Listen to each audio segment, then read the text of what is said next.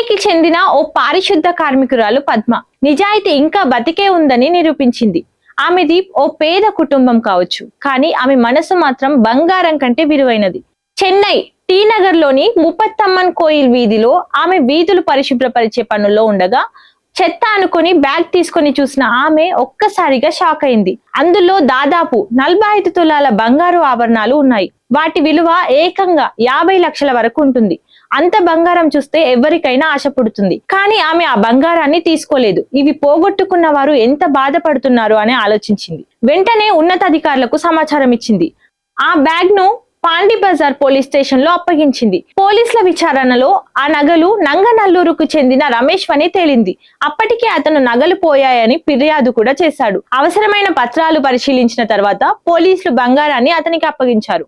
ఈమె నిజాయితీకి రమేష్ మాత్రమే కాకుండా పోలీసులు కూడా పద్మను హృదయపూర్వకంగా అభినందించారు. ఇక్కడ మరో విషయం ఏంటంటే పద్మ భర్త కూడా ఇదే బాటలో నడిచారు.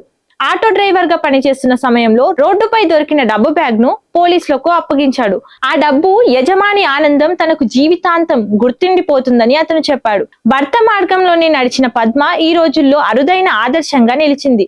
నిజాయితీకి విలువ లేదనుకునే కాలంలో పద్మ లాంటి వాళ్ళు సమాజానికి నిజమైన నిదర్శనం.